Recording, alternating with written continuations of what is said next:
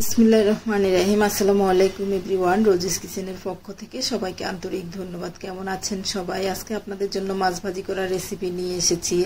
ভাববেন মাছ ভাজি করার রেসিপি আবার দেওয়া লাগে নাকি? তো এই বৃষ্টির দিনে মাছ ভাজি ডাল দিয়ে ভাত খেতে খুবই ভালো লাগে। তো আমি মাছ ভাজি করার জন্য এখানে মাছ নিয়েছি। এই যে মাছ নিলাম। তো মাছগুলা এই যে কে কি নামে চিনেন জানি না, আমরা খইয়া মাছ বলি। অনেকটা দেখতে কই মাছের মতো লাগছে। এই যে তো আমি আবার মাঝখান দিয়ে কেটে নিয়েছি লবণ মরিচ ঢোকার জন্য। তো একটা বাটি নিয়েছি, আমি একটা পেস্ট বানিয়ে নিব।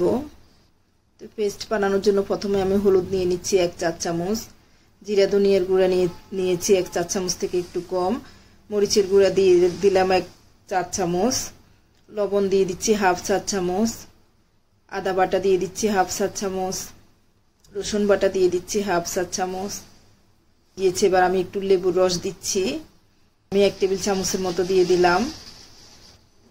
দিয়ে দিচ্ছি সরিষার তেল 1 থেকে 1.5 টেবিল চামচের মতো দিয়ে দিলাম। তো একটা স্প্যাচুলা দিয়ে আমি ভালো করে মিশিয়ে নিচ্ছি সবগুলো উপকরণ।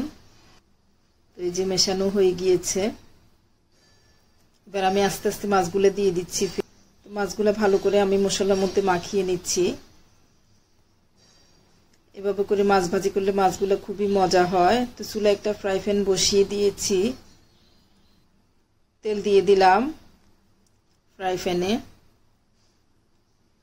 তো তেল গরম হয়ে গিয়েছে। এবার আমি একটা একটা মাছ ফ্রাই প্যানে দিয়ে দিচ্ছি। তো এই যে সবগুলো মাছ দেওয়া হয়ে গিয়েছে। তো এই যে এক পাশ হয়ে গিয়েছে, আমি উল্টে দিচ্ছি। তো এই যে সবগুলো মাছ উল্টে দিলাম, বাস হয়ে গিয়েছে। এবার আমি নামিয়ে নিচ্ছি।